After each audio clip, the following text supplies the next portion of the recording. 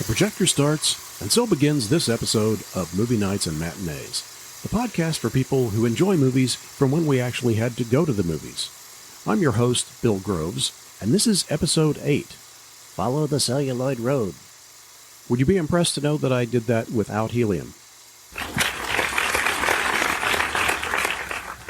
Thank you, digital minions. Anyway, my wife Debbie and I have a lot of things in common. One is our enjoyment of movies, and another is taking road trips. With summer rapidly approaching, a lot of people are going to be planning their vacations, so our hope is that this episode will be of some assistance in that regard. My guest and I are going to be, figuratively speaking, navigating the highways today and exploring some places that are of special significance to us movie fans. So, buckle up and let's get ready to hit the road. It's 106 miles to Chicago. We got a full tank of gas, half a pack of cigarettes. It's dark, and we're wearing sunglasses. Hit it.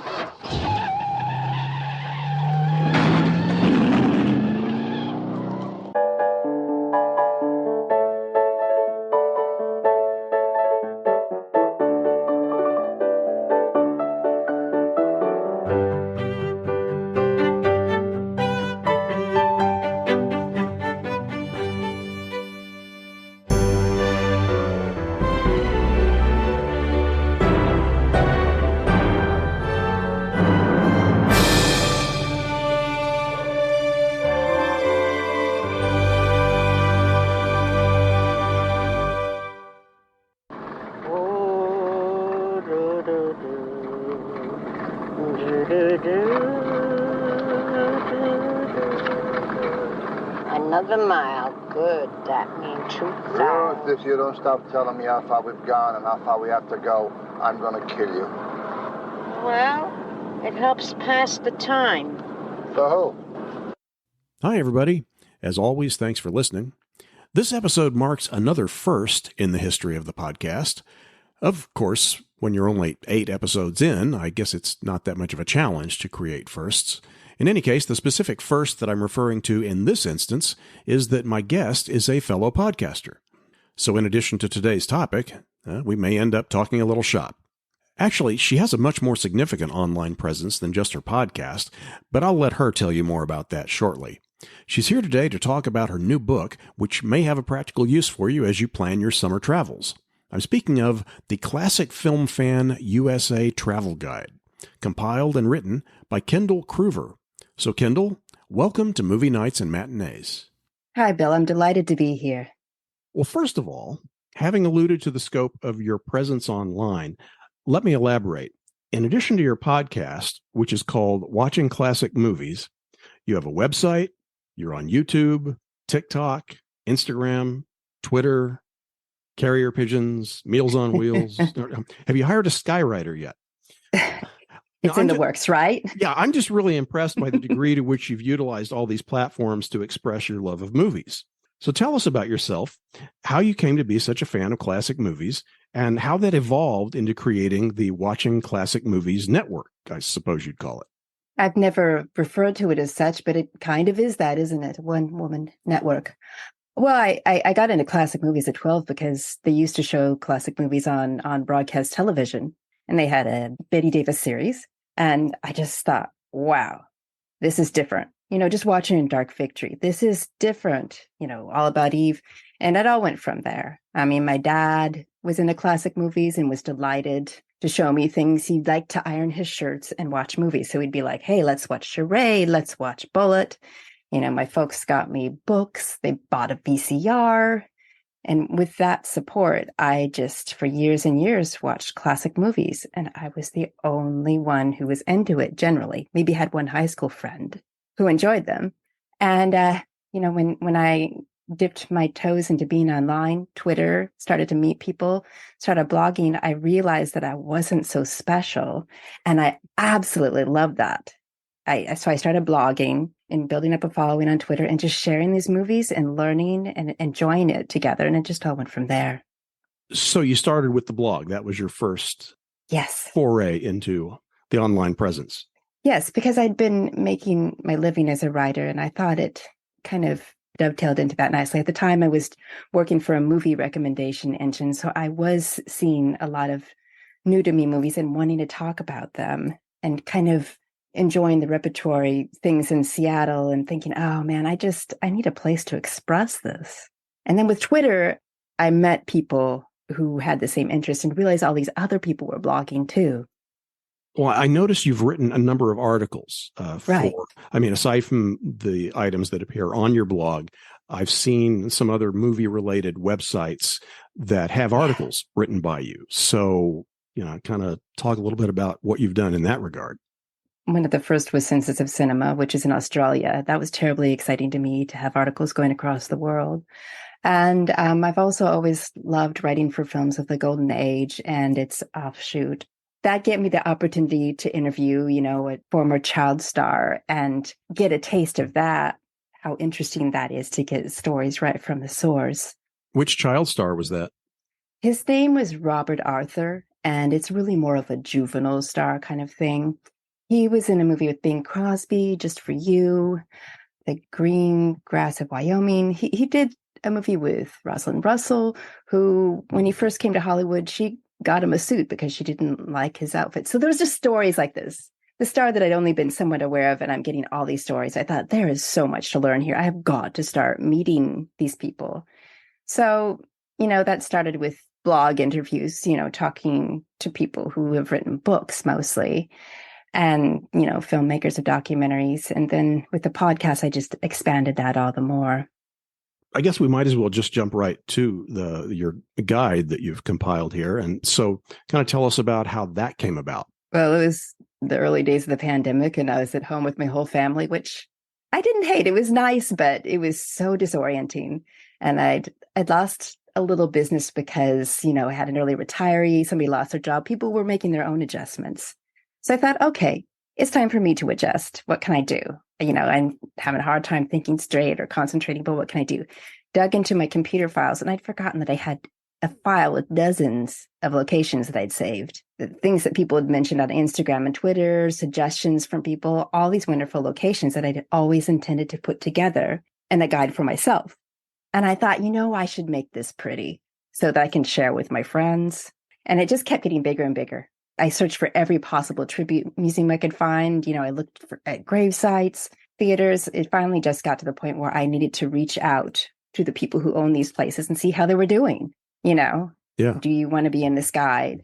And a lot of them said, I don't know if we'll survive, but yes, let's try it.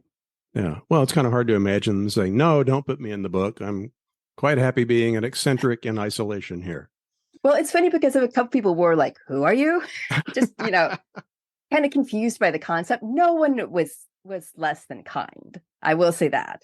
But there was a little confusion among a select few. So yeah. Okay. So how many, now you've got this broken down by state, and in a couple of instances, you've got a subgroup. In California, for instance, you've got a section devoted to the Los Angeles area versus other locations in California. And then New York, you've got New York City, and then you've got the rest of the state. It looks like you almost have every state represented. I did a count, and it looks like there's a couple that aren't in there. I know Wyoming isn't in there. I'm not sure what else wasn't. And then you also included the Puerto Rico, and you've got Washington, D.C. So I guess numerically that kind of makes up the gap, maybe. I dearly wanted to have every state. I wanted it, but I knew I had my limitations as far as that went because it was all me. And yes, there's a lot in LA. There's a lot in New York. I did have to be selective. I couldn't have everything. It would have just been those two places if I'd have done that. So I had to make the choice to go with some things that were very huge and obvious, and then kind of cherry pick some things that were a little quirkier so that I wouldn't miss that element in those areas. And I wasn't trying to go for the very biggest and most sought after, but something that maybe is a little unusual thing that somebody might like in LA. I'm thinking of like the music box stairs from the Laurel and Hardy short where they fall, Mm-hmm.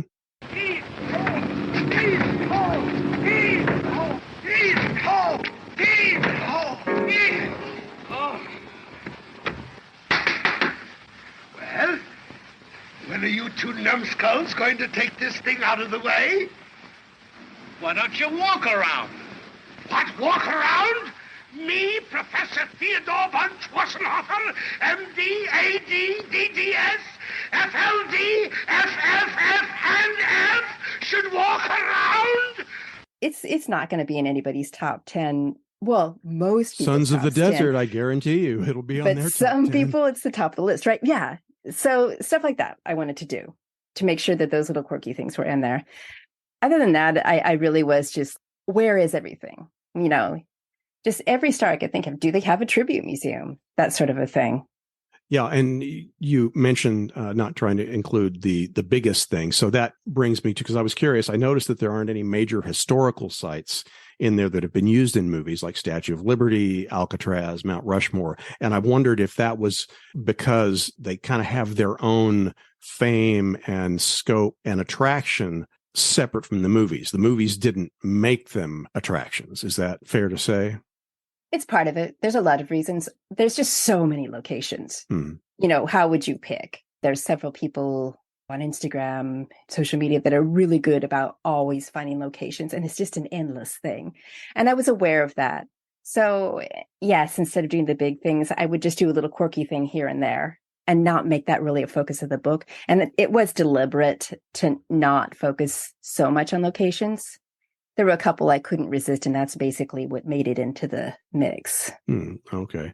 And it looks like there are essentially some categories that most of them fall into. I mean, there's even an exception here and there, but you've got museums, you've got cemeteries where people who played a significant role in film are buried. Also homes and birthplaces in a number of cases. Then what you would call roadside attractions, I guess, which statues and things that maybe don't fall readily into another category. And then you've got a lot of theaters in there, most of which have some historical significance just of their own by virtue of their existence, their longevity, and so forth, maybe architecture as well. And in a lot of cases, they screen, maybe, I don't know, I say a lot of cases, but I'm not sure what the breakdown is, but they may have screenings of classic movies that they include. So there's just any number of things that people who enjoy any aspect of movies can find interesting as they're navigating the highways on vacation. They can have your guide with them and say, hey, we're in Kansas. Let's visit this, or this is only 30 minutes away. Let's check that out. I mean, yeah, that was the basic idea, was that some of it is a destination and you're going to want to go and plan your trip around it. But it's also like, am I in the area? Am I visiting a friend? Am I living here temporarily? I mean, so like maybe a repertoire theater would be interesting that way. And then a lot of the stuff, like the cemeteries, was because I have a lot of friends who visit cemeteries to pay their respects. And it's very important to them, to make that kind of a journey. And the same thing with the movie theaters. A lot of my Instagram is filled with photos of marquees, and I'm thrilled to see them and realize just seeing an old theater can be a great thing for a classic film fan, whether or not you're seeing a classic film there, which is just, a wonderful bonus. Yeah. Well, and that really kind of underscores the philosophy, for lack of a better term, of the podcast, as I say in the beginning, for people who enjoy movies from when we actually had to go to the movies, because so many of us have memories of going to the movies that go well beyond whatever the movie was. Right. Just being there, and often the theater, especially in the case of so many of the theaters that I went to as a child or even teenager, and in some cases adult, are gone now. There was the first one I worked at in my hometown is now a restaurant. Still got the marquee in front, and everything, but you go in, you get seated. I went there, in fact, last fall. My wife and I went there and met my brother and his wife, and we had a meal there. And I'm looking around, going, you know what?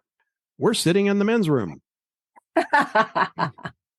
At least as it was at the time that the way it was laid out when I was working there. But so there's just so much history there and nostalgia for people. About how many of the places in the guide have you actually visited? Oh gosh, I mean, dozens of them. Mostly the West Coast, but it's been a long time since I've been there. But I was in New York and did know about a lot of places Like somehow I knew about the grate that Marilyn Monroe had stood on for the 7-year itch. That I didn't realize it wasn't the same grate when I was there, but it's I didn't mostly realize that was a location as opposed to a backlot. well, it's an interesting story because they filmed there and the crowd was making so much noise that they couldn't use it. So they ended up filming the real scene in the studio. Now, I always wondered if this, I haven't been able to confirm it. Maybe it's out there, but I always wondered if maybe that was just publicity and if they never really intended to film that scene there. Because it's interesting that they would go all the way to New York for that. I don't know. You never know. Yeah, right. It's almost more interesting to speculate about it than to know, I guess. But no, it was mostly the West Coast. And I think the thing that pushed me forward towards a book is being in Hollywood for the TCM Film Festival and seeing so many sites all at once and being hit rather strongly with the feeling of this history and how it feels alive when you are standing there, standing in footnotes at Grauman's, being inside the Egyptian theater. It has a whole different meaning. Like you say, it's so wonderful to go to see a film in a theater. And I feel that same way about the whole classic film experience. Which of the ones that you visited have made the biggest impression on you? Oh, in some respects, it's hard to say. I've had some amazing experiences. I mean, it still blows my mind that at the museum flight here in Seattle, my hometown, there's an Oscar. I mean, just in this little corner, quietly sitting there. So that was pretty moving. But the number one, I have to say, I still got to call it Grauman's Chinese Theater. Walking in there every time stuns me to tears practically. It always feels like the first time because I just forget how magnificent it is. Every detail of it is so wonderful. And you feel the history there. You're going to have a wonderful, up-to-date experience watching this movie, and yet the history is just heavy and beautiful there. And I really love that place. Yeah, it's hard to find one that's a movie-oriented location that's more iconic. I mean, between just the fact that it still has the grand design of the old movie palace days, and they didn't twin it. It still has the main auditorium and everything, and all the architecture and the Key Luke artwork in the lobby. Beautiful. So yeah, and then it's been portrayed in so many movies too. I mean, I immediately think Singing in the Rain. Right. I mean, so many movies, and just seeing footage of it, like the opening day of Star Wars. It's always fun to see that footage. It makes you realize how long ago it was. Seeing the cars, just the overall makeup of it. It's a fascinating touchstone, I think. Yeah. So let's get into some of the specific ones in your book. There were some that I found particularly intriguing. Not that I'm trying to go alphabetically, but one of the early ones that I noticed falls into the category of the roadside attraction, and that's the African Queen tour boat in Key Largo, Florida. It's a unique experience, and what a miracle that it still exists. The boat's been around for over 100 years now. Yeah, that's what it indicated in your notes in the book. Yeah, and apparently you can actually go for a ride in it. Yeah, it's been restored. A lease has been signed on it that's going to last for some time. So it's definitely going to be something that's going to be available for a while. They fully restored it. And I mean, this is one of the first classic films I ever saw. It was definitely one that my parents introduced me to and kind of gave me a taste of the star power of it, because here you've got Bogey and Hepburn. From the thrilling pages of world-renowned author C.S. Forester's story, and filmed in the jungles and at the headwaters of Africa, the Dark Continent, in all the magnificence of color by Technicolor, comes the most exciting adventure ever screened. You promised you'd go down the river. There's death a dozen times over down the river. You promised. Well, I'm taking my promise back. Filmed in the treacherous wilds of Africa, and directed by John Huston, winner of a double Oscar award for The Treasure of Sierra Madre. Against a savagely thrilling background, two people live a reckless adventure. It just gives me chills thinking about it. Yeah. Well, and it's a double dose of Bogey, the fact that it's in Key Largo. Right. Yeah, it's really interesting. It being in a cow pasture and somebody deciding it was important enough to rescue, there's so many things that die, Yeah. Like we were talking about the movie theaters being changed. Like you've got the most, I was just talking with somebody about the most beautiful CVS in the world because it's got this marquee. And yet somebody decided to save this boat. Yeah. And it's amazing that it was recognized by someone as that, because the odds of someone stumbling across it in a cow pasture who knows what it is and then therefore being motivated to save it, that's kind of astonishing. Yeah, and I didn't get the full story on that. I would like to. And incidentally, I should point out that in your book, in the listings, you include the addresses, often phone numbers, websites, sometimes emails. So it's easy for someone, for most of these, to check it out, go on the internet, see photos, find out what the schedules are as appropriate, and maybe even make contact with the proprietors, make reservations if you need to. So it's really helpful in that regard. I mean, that was particularly important to me because there was so many changes during COVID, so that you always have to check ahead, no matter what, when you're traveling. But in this case, there were so many changes day to day, month to month, and I wanted people to be able to click and go and, very easily find out the true lay of the land on a location. But I was very deliberate in making some good live links in there because I do know several people who are unable to travel. And I wanted them to be able to just easily kind of look at it like a scrapbook and click those links to go outside the book and find a online tour, or find some interesting articles, podcasts. There's so many things that these places have to offer just as a virtual experience. And some of them are enhanced and still available from the early days of the pandemic. That's good that there are so many options there for people who, like you say, are not necessarily able to hit the road. Right. So I guess pretty much the other ones that stood out to me fall into the category of museums. Now, you mentioned the Music Box Steps, Laurel and Hardy. And in Harlem, Georgia, of all places, there is a Laurel and Hardy museum. So tell us a little bit about that. Well, it's Oliver Hardy's hometown. So it's a tribute to their hometown hero. And it's actually a kind of a part of a local history museum. But the thing that I enjoy about it is that they do have it set up for people to kind of have a hands-on experience. You have your picture taken with a figurine, something like that. And there's a great deal of hometown pride there overall. They have Oliver Hardy Festival one day a year, kind of a street festival thing. I believe it's in October this year. So it's a living thing to them to pay tribute to this duo. I'm surprised that I say this, but for all I know, do the Sons of the Desert show up there and have gatherings or events? It seems like it would be a natural tie-in for them. I would think, but I didn't get any indication of that. Well, then heading a little more northwesterly, I guess it would be, by the visual map in my brain, we go to Kansas, and there were a number of things there. And surprise, surprise, there's an Oz museum. Wouldn't you know? Okay. Do you have to click your heels together to get there? Or right. You actually can use a car. The thing that was really interesting about compiling all these entries was I don't know. It's not shocking. The two films that had the most tributes out there were Gone with the Wind and The Wizard of Oz. So many different things. I think Gone with the Wind had the most, but there are plenty with The Wizard of Oz. And the thing I like about this museum is, one, that there is so much ephemera.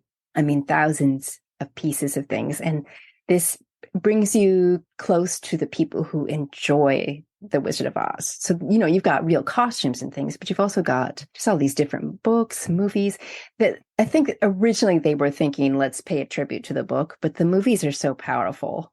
I mean, really the movie, I guess. The 1939 one is really well represented. But there's also just the silent films. Well, yeah. And speaking of Oliver Hardy. Right. As the Tin Man in the Larry Seaman production, which was, I think, 1925. Yeah, I'm not a fan of that one, but I haven't met anybody who is. Do you? Yeah, like I don't know of anyone who is. Even fans of Larry Seaman and Oliver Hardy, I don't think are that wild about it. But it's an interesting watch. I'm glad there's this other take. Yeah, I can always appreciate a try, right? Sure. I mean, they had to practice and. Well, I mean, and the ones that preceded it, which were generally shorter films, I think that was the first feature. They were a bit oddball too. So you see them at least making an effort with very limited resources and Right. technology at the time. So it's kind of fun to see the evolution finally working towards the masterpiece.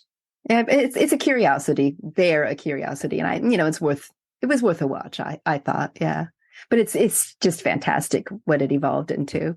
And then there's just all these kind of sequels and cartoons. It just kept going and going. But I believe nothing will ever match that 39 masterpiece. Yeah.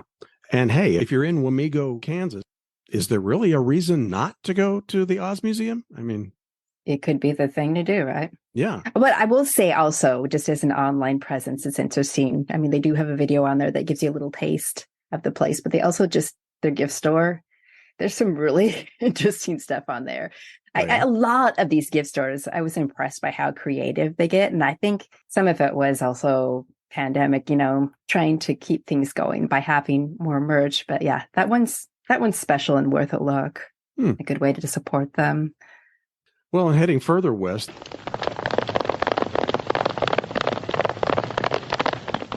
Toto, I have a feeling we're not in Kansas anymore. In Las Vegas, Nevada, there's the Hollywood Cars Museum, and that's tied to Liberace in some fashion, right?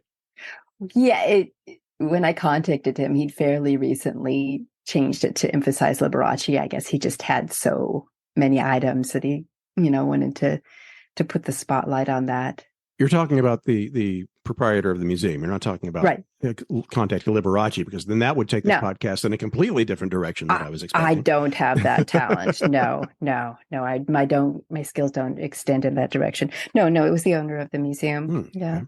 That brings me to the car museums. Almost all of them had a Batmobile. Many of them had a love bug. So if anybody is wanting to see those cars, you have many opportunities to do it. I would love to see the Batmobile sometime. I think that'd be fantastic. It's the car, right? Chicks love the car. Well, I've actually got a picture of me sitting in one of the Batmobiles. Oh, yes. No, actually two. I've sat in two of the Batmobiles. The one of them was the Tim Burton design. I don't know if you have listened to episode 0, although actually I don't think I specified in that one, but I know it came up in episode 4, my chat with Steve Bingen, because we both used to work at the Warner Brothers Archives. Oh, and we had some Batmobiles there, and nice. There's a shot of me sitting in one of the Tim Burton Batmobiles, also one of me on the Batgirl motorcycle. That would have been Batman and Robin, I guess. That was the last of those 4. And then there's one of me in what was called the Tumbler, which was Batman Begins. So you went all the way then. You did everything. Yeah, we had a few vehicles there. And of course, it's a lot more organized now and part of the tour and all that stuff. But yeah, as you say, it seems like every car museum is going to have a Batmobile somewhere. So funny. But this one was particularly interesting to me. It just is much bigger than a lot of them.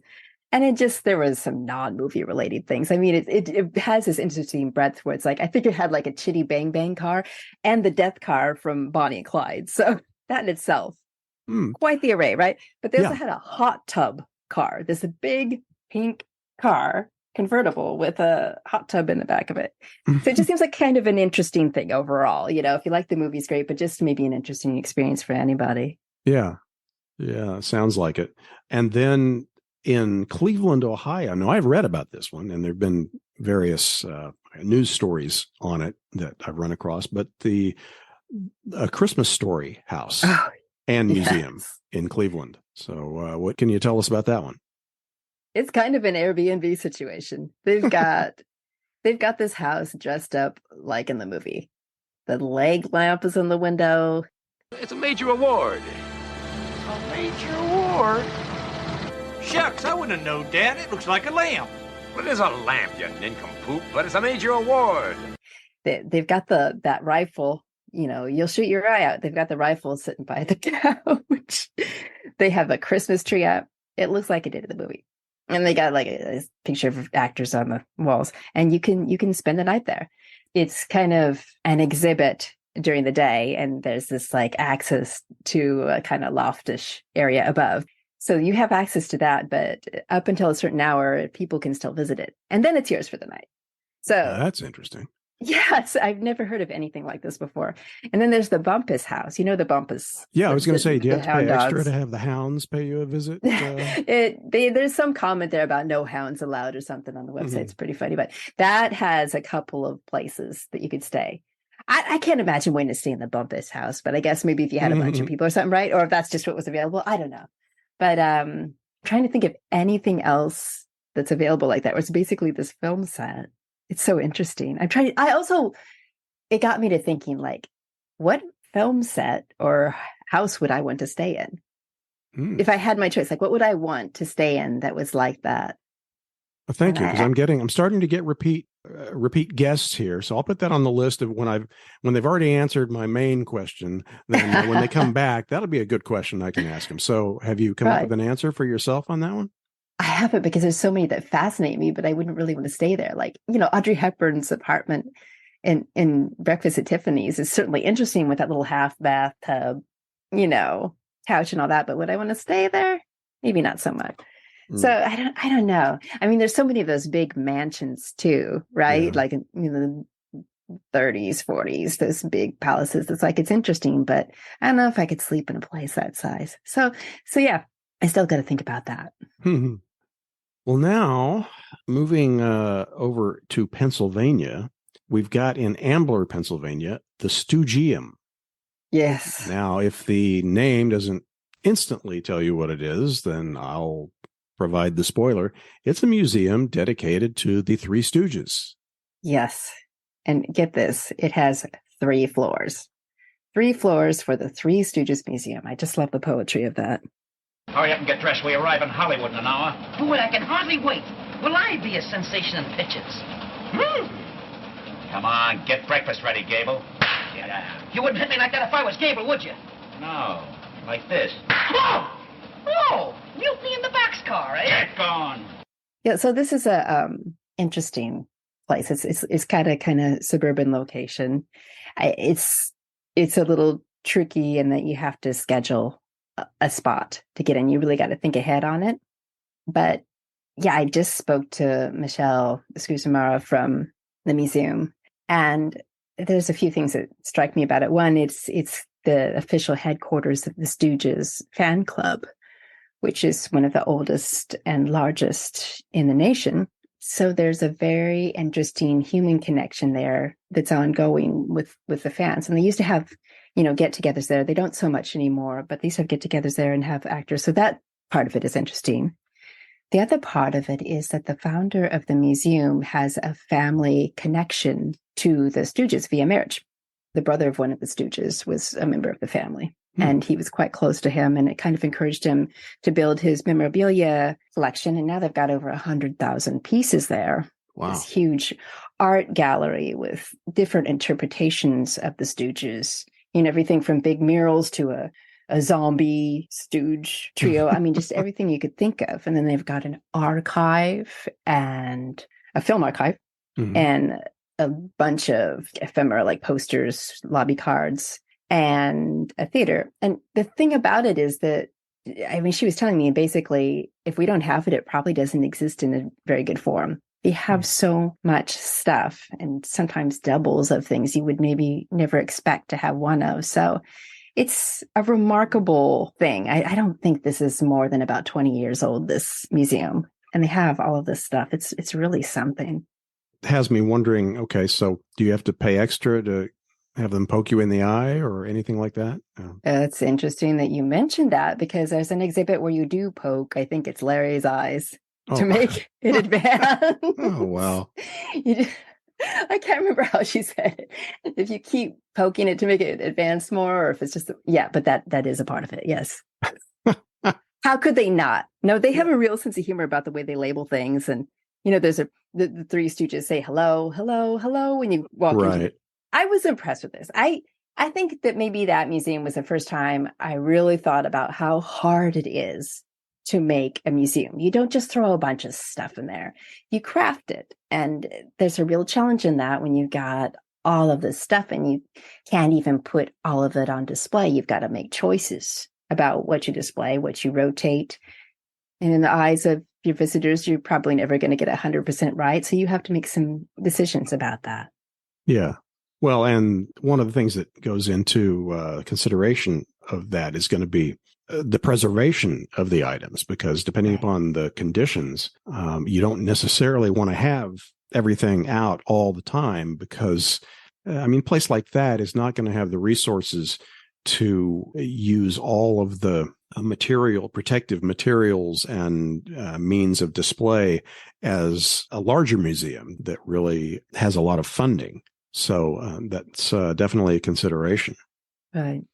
So it has really impressed and even touched me with these smaller museums, just how seriously they take preserving the legacy of their, whether it's James Dean, Yvette Gardner, Jimmy Stewart. It's so important to get it right, to protect what they have. In some cases, they have items from other collectors, and they're asking for trust there and they're earning it. And I really find that amazing, considering that they are so much smaller than, say, a large city museum, something like that. So this is probably one of those questions that's kind of unfair to ask, but can you think of the most surprising item that you've run across in learning about these different museums? The most surprising? Oh my gosh. I really don't know. I don't think anything did really surprise me. That's not true, though. I'm going to go back to the Music Box Steps. Now, I saw them on a bus tour. I believe, it was the TCM bus tour. I hadn't thought about the fact that something like that would still be there. That, they're not going to obliterate some cement steps. Of course they're there. So that surprised me, for one, that these comic geniuses had plummeted down these stairs, and I was looking at them.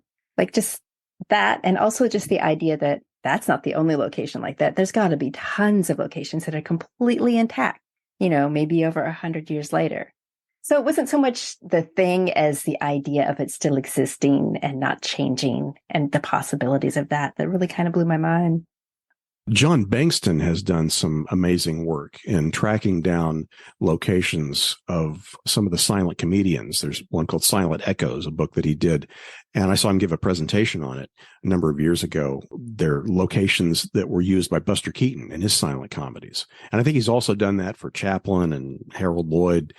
A lot of them have changed. Right. But the fact that he's able to use clues from single frames of those films, one particular building or a signpost or something that he's able to key off of and locate those locations, and then a kind of a then and now type photo thing is really fascinating. Yeah, from the outside, I can see how people would wonder why you would do that, but once you're in those footsteps, it means a lot. It does. I keep saying this, but it brings it to life. It really brings it to life. These are people from 100 years ago that you're making a small connection with. Right. And it's just one way, one of many ways of preserving history and making sure that people remember and give it the recognition that it deserves, because so much has been lost over the years. That's another good point. There's so much that we can't control. Yes, we do have the most beautiful CVS in the world, but there's also these stairs that are the same and likely will stay the same. Well, and I just flashed on this earlier, and now it's come back into my mind. There is one place in Hollywood that I'm pretty sure is no longer there, at least in the form that I saw it. But my first trip out there was I believe it was spring of '82. And behind the Cinerama Dome, there was a McDonald's. It was modeled after Casablanca.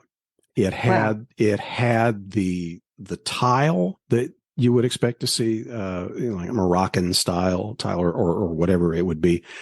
Even though the chairs were metal and resin, whatever material it was, they were designed to look like they were made from bamboo. They had what looked like kind of palm fronds sewn together as tablecloths on the tables. They had a replica of Sam's piano. Oh my goodness. And up at the counter, there was a replica of the neon sign saying Rick's Cafe Americain. And I believe the counter itself, where you ordered, also had that same tiling. It was just really cool. And it would be the kind of place that would absolutely belong in your book. Right. But I don't even know if the McDonald's is there anymore. I'm pretty sure it no longer has that design. I've never heard of it. One thing about LA is I've heard about so many things just because I know people who live there. I feel like that would have been on my radar if it still existed. Yeah. Isn't that weird to be nostalgic for a McDonald's design like Casablanca? Well, it's come to that. I feel like, wow, I'd love to see that. Yeah, it was so unique. I thought, okay, this is, it's a Hollywood thing, obviously. We're going to pay tribute to this classic film with in a fast food place. I wish I had taken pictures. Hindsight, right? Yeah. Yeah. I mean, there's probably some out there. Maybe we should. Well, let's look it up after we talk. Yeah, let's make an internet plea somewhere. Anyone who has pictures of the Casablanca McDonald's behind the Cinerama Dome, let us know. Oh, they have to exist somewhere, right? Yeah, you got to figure. I mean, if nothing else, maybe some people who work there, or the corporation probably has some archives there. But don't know if we want to go down that road. I know, but I would. Let me ask you about another museum that's in there, because this one's a little bit off the beaten path, so to speak. The Martin and Osa Johnson Safari Museum. Now, that's another one in Kansas. In this case, it's in Chanute, Kansas. Right. I wouldn't have even heard of these filmmakers if it weren't for, I think it was Thomas Doherty's book about pre-code. I believe he had a section about them in there. So they are really under the radar for a lot of classic film fans. They did a lot of filming overseas. They went to Africa a lot. The first pictures in natural sound ever made in the jungles of Central Africa. The next best thing to being on the dark continent itself. The natives will sing for you. And dance to the beat of a tom-tom. You will see and hear the wildlife on the plains. Great herds of wildebeest. And a zebra. And our old friend, the giraffe. There will be the roar of the lion. And the ugly snort of the charging rhino. Herds of elephants. Millions of flamingos. And then the mysterious pygmies, with whom we make good friends. Bedelia. I think there's a lot of things that don't translate so well to modern times about the way they portrayed their subjects and just their view of these places they were visiting. And yet it was remarkable the amount of material these two put out. And there's a very thorough presentation of it here. I had to share that it existed. And I was charmed by the man who runs it. That it would definitely be one of those I'm in the neighborhood kind of things. But that said, it's unique. It's unique. There's nothing like this. Yeah, I was not familiar with them. And you've got a photo of that one in here. So that's kind of cool. And they've got a website. So it'd be worth maybe somebody, if they're curious, checking that out. I feel like it's a place where you could get some really good stories if you went. I would imagine so. That was just one of the places where they actually gave me suggestions for more places to add to the book. And I hadn't heard of any of them. That wasn't the first time that happened, but I wouldn't know the only time. But yeah, that was the level of friendliness I experienced with those folks. Now, here's one that is a little surprising for me to see. Harold Lloyd's birthplace. Yes. Because you've got a picture of that, and it's just this little house. And it looks like the kind of thing that would have been raised and, a 7-Eleven built on the site years ago. And this is in Burchard, Nebraska. Yeah, I have a friend who visited there. She lives in Nebraska, but yeah, this is the stuff that it was important to me, first of all, to do the tribute museums, the cemeteries, the theaters. That was top of mind. But these things that you could just come upon if you're near and you know it's there and you can see it. It's really special to me, these pockets where things are preserved, where somebody still cares about it. Because so many people don't, and it's the people who do are rare and precious. Yeah, I mean, the only thing I can think of in this case is that I guess Burchard is a small town in Nebraska. It's not one I'm familiar with. And conversely, Harold Lloyd was such a huge star that I guess it makes sense that people in that town would have been very proud of, their favorite son, so to speak. And so there might have been, more of a consciousness about that than you would normally find for most people. Success, Dad! Mr. O'Brien of Planet Company's written me. Look, Dad, he's written me, I tell you. Very impressed with the picture. If you ever come to Hollywood, I'll be glad to give you a test. Woo-hoo! Oh! I'll have to leave at once, Mother. How about the expense? Well, I've got $17 in the bank, and I can sell my bicycle. Wait a minute, son. I'll buy you a ticket. In fact, I'll buy you a round-trip ticket. Well, thanks, Dad, but I won't need a round trip, because I'm not coming back on a train. When I come back, I'll come rolling in a Rolls Royce. It's interesting, too, the level of pride people will have for their local stars is beautiful in itself, but also beneficial to the preservation of a legacy. Like the Jimmy Stewart hometown, Indiana, Pennsylvania, they actually have if you push the crossing button, how there'll be a voice. Mm-hmm. Well, it's Rich Little doing a Jimmy Stewart impression at some of these crosswalks. This is Jimmy Stewart. The walk signal is on for all crossings, and take your time. I mean, his legacy infiltrates the town. They're so proud of this man. But at the same time, that pride leads to preservation, promotion, and creates a place for people to continue the love of these stars. You have people traveling there with their kids who are like, whoa, this is interesting. It helps to build and preserve at the same time. It seems like somebody ought to create an actual network of sites like this, some sort of like an association that they can, where there's a centralized place that they can tap into to communicate with each other and share ideas and promote and create events and things like that. I mean, there are some partnerships out there, very small ones. I'm thinking maybe like the Case Research Lab. They are part of something called Finger Lakes, where it's like 3 different sites. There are things like that where people support each other and kind of help each other with their marketing and all that. But the idea of just even having this association of tribute museums is so intriguing. That would actually be quite extensive if you think about it. Just the cowboy stars alone, right? There would be so many. Yeah, we didn't even talk about, you've got the Gene Autry Museum in my home state of Oklahoma, the thing that amazed me, it's located in Gene Autry, Oklahoma, actually a town named that. I mean, gosh, what are the odds? Yeah, I think they renamed the town. I don't know much about that one. No, I can't. I'm even trying to remember. Is that the one that had the bike that had the saddle on it? It wouldn't surprise me. Yeah, I think there was one. Yeah, it had bike with a saddle and just this huge collection of film posters. Is probably like one of the biggest B Western. I don't know, but I do know they changed the name of the town though. Yeah. Oh well, I'm disillusioned now. I just thought it was this incredible coincidence. And remember, all you kids that can't come out to the range, you can form a Thunder Riders Club in your own town and ride with us every afternoon. Just send in your name, and we'll send you a pattern so that your mother can make you a costume.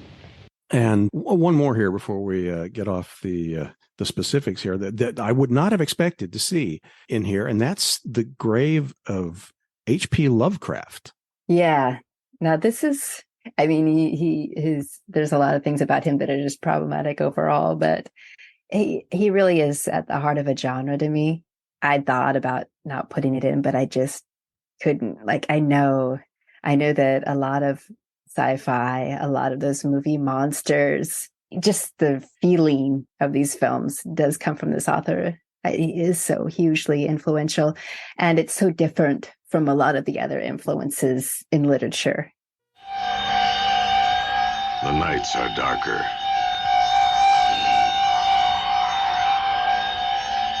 And night is when it happens in the Dunwich Horror. Come back, old one. Princes of darkness, and repossess the earth.